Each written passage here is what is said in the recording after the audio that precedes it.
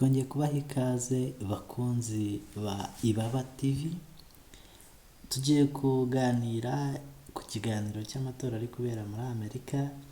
Ese ninde uzaba perezida wa Leta Zunze Ubumwe za Amerika hagati ya Joe Biden ndetse na Donald Trump? Isi yose mu kanya gashize yari ihanze amaso imbuga nkoranyambaga iri kwibaza ninde uzegukana kuba perezida wa Leta Zunze Ubumwe za Amerika. 270. Ahangaha twakwibaza ati ese muri leta zimaze gutora Joe Biden ahagaze ate? Ese Trump harimo ahagaze abadepite ate? 100 ngira ngo Leta Zunze Ubumwe za Amerika, abaturage bose, abanyamerika benshi batangiye gupfundura za champagne mu cyo bise election night, no kwizihiza ijoro abanyamerika bamaze guheturamo gutora, hasigaye kubara amajwi rusange bose batoye. Ijoro bise ijoro ry'amatora rikurikirwa n'ikindi gikorwa gikomeye cyane kurusha n'iby'abandi mbere. Ni igikorwa cyo kubarura amajwi no gutora ku itsinda ryihariye riba ryaserukira za leta, ahari naho hakunze kubera amayobera kuri benshi, bibaza ku byo abaturage baba bamaze gutora ubwabyo, hanyuma hakaza kuza abantu bakeya bakabatorera, kandi amajwi yabo akarihabwa agaciro kugena ugomba kuba perezida. Nta manyanga abamo ugerageje ugereranyije n'uko bikorwa, uretse ko bidashobora kumvikana ku muntu uwo ari we wese. Itegeko nshinga rya Leta Zunze Ubumwe za Amerika rimaze imyaka 133 niryo ryemeje ko abaturage bose bujuje imyaka yo gutora bagomba kujya kuri lisite y'itora nyine bagatora, ariko hagomba kuza abandi bantu bitwa ko bahagarariye leta bajya mu nteko twafatanya nka Sena, nibo bicara bakagena ugomba kuba perezida w'igihugu akanatangazwa. Abo ngabo ntabwo bagendera ku marangamutima gutyo gusa, itegeko nshinga rifite ibyo ribasaba. Batora bagendeye ku watsinze muri leta runaka yatowe n'abantu benshi. Impamvu itegeko nshinga ribiteganya gutya ni uko hari umubare w'abanyamerika batemerewe gutora mu myaka 1987 mbere y'uko itegeko nshinga rijyaho, cyane cyane leta zabagamo abirabura b'abacakara, bityo bagasanga nazo zigomba guhagararirwa mu gutora perezida wa Amerika muri rusange. Nyinshi muri izi leta ni leta z'amajyepfo, kuko zamaze imyaka myinshi zitemerewe gutora ku bwinshi, ahubwo bagatora abazihagarariye. Ni ukuvuga yuko leta zitora umubare w'abantu benshi arizo zihagararirwa na benshi nanone muri aka kanama kihariye ko gutora perezida. Mu masaha ya mu gitondo ku munsi wo kuwa gatatu nibwo hatangirwa kubarurwa amajwi y'ibanze. Leta yagendaga ibarurwa habanje gutora amajwi ari kuri email, hiyongeraho amajwi y'abagiye batora muri za ambasade y'Amerika hirya no hino ku isi. Bamara kureba amajwi hagakurikiraho amajwi y'itsinda ryihariye rihagarara Rwanda muri buri leta. Niyo mpamvu n'abakurikiye nk'amakuru cyangwa se kuri televiziyo zitandukanye mu bihe by'amatora zumva kenshi bagaruka ku ijambo key state, ni nka za leta ngenderwaho zifite abantu benshi zihariye mu gutora. Igitangira Biden yatsinze amatora nko muri leta za New York, ahangaha kuko ariho ahagarirwa n'abantu 29 muri ya matora ya electoral. Mu matora aheruka Trump muri iyi leta n'undi yari yatsinze, Hillary niyo yari yatsinze. leta bayita indi leta bakayikoresha hano bakoresheje Biden yagerageje gutsinda. yuko bamwe ari abademokarate abandi ari abarepublican. Red Bill leta yibarurwa ukwayo, bituma rero ko mu Republican yimamaza aba azi neza ko iyo leta ayizigamiye, cyangwa se akaba abizi neza ko nubwo ari umudemokarate muri leta runaka nko muri Wisconsin, Michigan na Pennsylvania ariho agomba gutsinda cyane.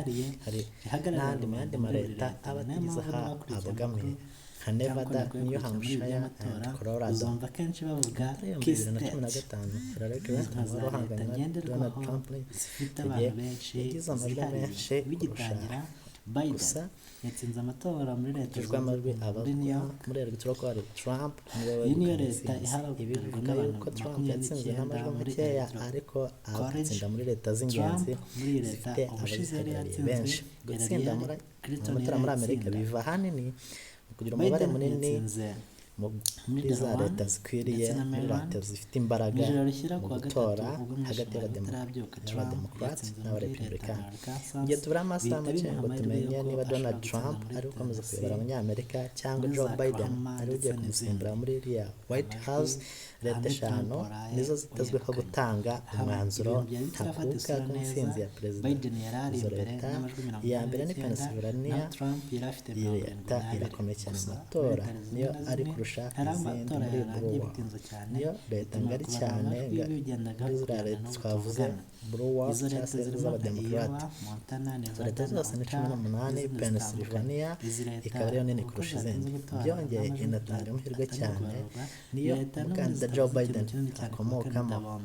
Wisconsin ni muri leta muri 2016 Donald Trump yabaye umukandida w'umurepublikani utsinze kuva mu 1984 ku bwa Ronald Reagan. Georgia nta mudemokrate urayitsindamo kuva ku bwa Bill Clinton mu 1994. Florida intara cyangwa se leta ya gatatu mu gutorwa n'umubare munini w'abaturage b'abanyamerika, nayiha ububasha bukomeye mu matora ya Leta Zunze Ubumwe za Amerika yo guhagararirwa n'abagira electoral benshi.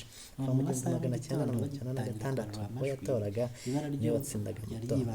Indi leta ni Michigan ikunze gutsindamo abademokarate cyane. Abademokarate rero bafite icyizere ko ibyabaye muri 2016 kongera ko ubwo leta eshatu zikomeye Michigan, Pennsylvania byatumye amatora ya 2016 ahindura isura. Donald Trump agatsinda amatora binyuze mu cyitwa intsinzi ivuye mu matora afunganye. Gutsinda amatora yo muri Electoral College byatumye aba perezida wa Leta Zunze Ubumwe za Amerika n'ubwo batowe mu buryo butaziguye. Leta eshanu nizo zihanzwe amaso kugira uwinjira muri White House. Ninde ugiye kuba perezida? Mu gihe gito kibura ninduna waba perezida wa Leta Zunze Ubumwe za Amerika.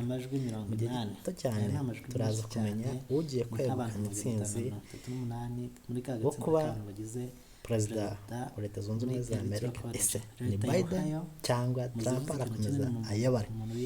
Birashoboka yuko umukandida uzatorwa na benshi atari uzatsinda amatora, kuko perezida ntatorwa n'abaturage gusa, byose bigenwa na Electoral College. Kenshi ntibikunze guhinduka, ariko mu buryo bukunda gushoboka birashoboka ko bishobora gutungurana. Iyo abaturage b'abanyamerika bagiye gutora, twebwe by'ukuri tubona bari gutora itsinda ry'abayobozi bajya muri Electoral College, hanyuma bakaba aribo bajya mu itsinda bagahitamo ugomba kuba perezida. Ibi bikorwa nyuma y'imyaka 4. Umubare w'abagize iri tsinda bigendana n'umubare w'abagize amaleta ya Leta Zunze Ubumwe za Amerika. Buri leta igira abatora abajya muri Electoral College bingana n'abo bafite muri Kongere ya Amerika. Habaruwemo abadepite, abasenateri. California niyo irangaje imbere mu zindi n'abatora 55. Abatora bane Regress Rector kandi haratsinze amatora muri California, ugatsinda muri Florida, ugomba guhita utsindira kwibara Leta Zunze Ubumwe za Amerika nta giherutse. Florida niyo ifite abatora banini bafite 29. New York ifite nayo 29. Texas ifite 38. Leta nka Wyoming, Alaska na North Dakota zo zigira abantu batatu. Aha twavuga ko zidatowe cyane. Niyo umukandida aje mbere y'undi muri Leta Zunze Ubumwe za Amerika n'andi majwi yose bahita bayamuha akuzuza bose b'abatora, naho undi agasigarana 0. Urugero, dufate nko muri leta ya Texas, twabonye yuko abatora bakuru Electoral College 38, umukandida umwe nabona amajwi 50.1% muri iyo leta, aya majwi yose 38 azahita ahabwa amajwi menshi. Bivuga ko wagize amajwi 50.1% gusa akarusha undi igice kimwe, wa wundi wari wagize 49.9 agomba guhita abona 0. Ibi bihamya neza yuko umukandida runaka ashobora gutsinda mu leta runaka ariko afite abatora benshi, bikarangira atsinze umwe watsinze mu gihugu hafi ya cyose ntatsinde.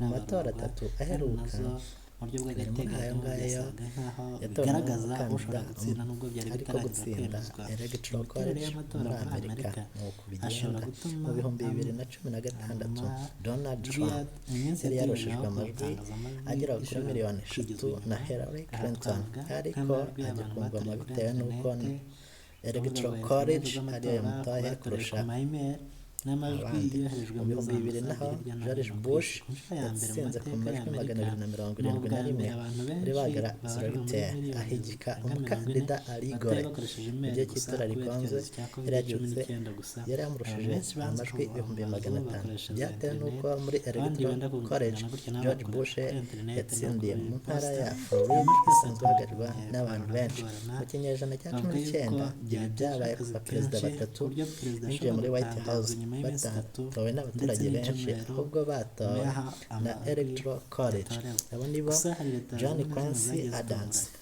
Rudy nka Biden Francis, yari yizeye ko Benjamin agomba Harris. gutorwa muri Bamwe Florida, muri abo bantu aho benshi abagize bagenzi be electoral college b'abademokarate bagiye bafite ijwi batsindira, rimwe hanyuma ariko iyi leta yaje umukandida kungura ugomba kuba perezida wa Zunze Ubumwe za aho Amerika Trump agomba yaje kugira byibuze kumutungura yisanga ari ubwiganze imbere bw'amajwi cyane. 270 Bifite bishatse kuvuga yuko abagarazi abari hejuru bagera muri ya 20 270. ni imwe muri leta ushobora no zisanzwe kwibaza zitanga uti intsinzi. ese ni ukubera iki Perezida abanyamerika Trump bahisemo agomba ubu kuba buryo perezida wa kuko Leta itegeko Zunze Ubumwe nshinga za rya leta Amerika, zunze ubumwe za aho amerika uvuga ko ryashingwaga perezida mu gihumbi magana arindwi na mirongo inani na karindwi gutorwa na bivuye rubanda muri ya grassroots ntabwo cyangwa se muri ba bantu byaterwaga bafite n'ubunini ijwi bw'igihugu ry'ibanze mu ndetse gutora. n'itumanaho ryari rikiri hasi cyane.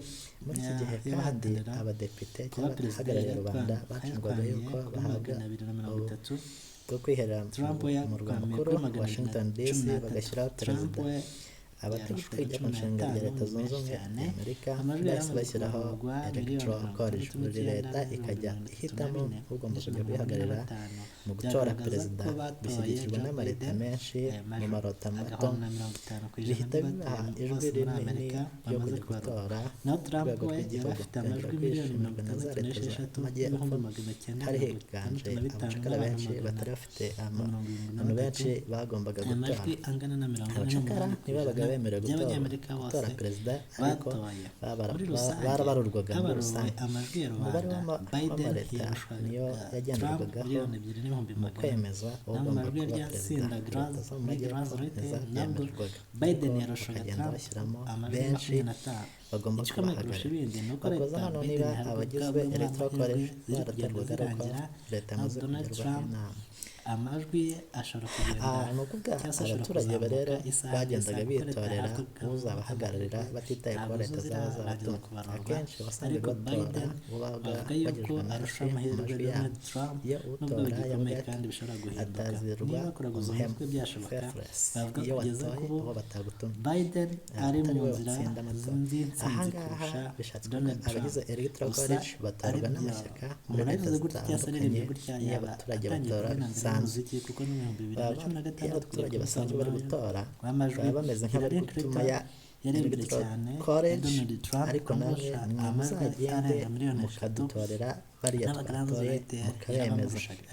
Amaleta amwe n'amwe ahitamo gutegeka ba electoral college agiye gutora, mugenda mudutorere kanaka n'ubundi niwe twahisemo. Electoral college rero cyangwa se regulateur ntabwo bijya bagaragara ku mpapuro z'itora, baba bari mu ibanga rikomeye kuko n'imyirondoro yabo ntabwo bizwi mu matora. Uburyo bw'amatora bumeze mu buryo bwa Amerika, hari abatagiye babwishimira bavuga ko bugomba no guhinduka hakorwa kamarampaka nyinshi ngo biveho, ariko abaturage bajye batora hanyuma nubwo byatowe n'abaturage ariko byaranze burundu na n'ubu biracyakurikizwa.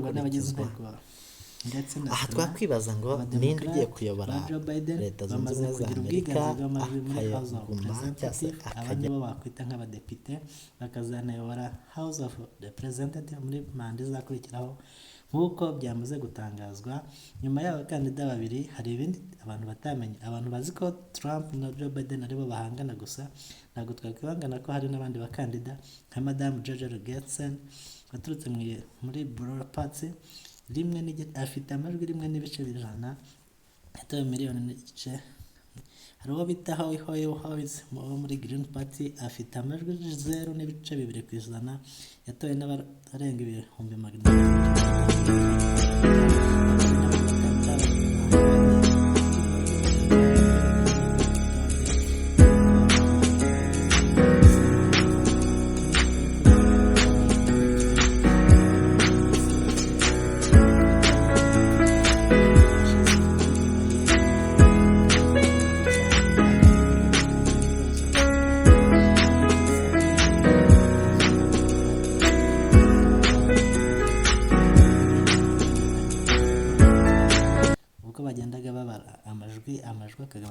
ntibisanzwe ababarura amajwi sinzi uko babigenje bashobora kuba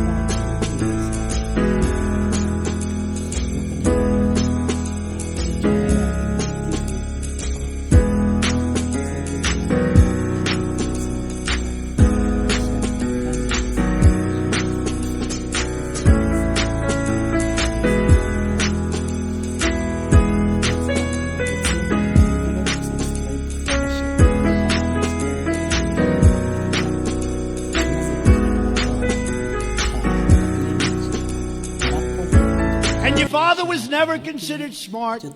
He was never considered a good senator. He was only a good vice president because he understood how to kiss Barack Obama's ass.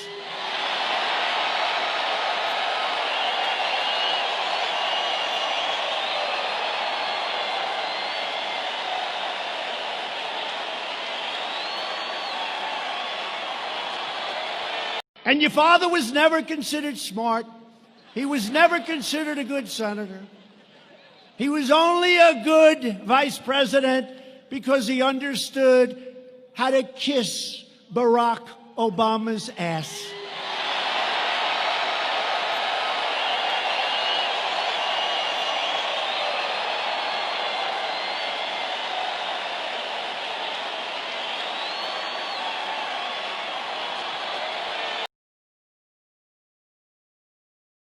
I have a better education than them. I'm smarter than them. I went to the best schools, they didn't. Much more beautiful house, much more beautiful apartment, much more beautiful everything. And I'm president and they're not, right?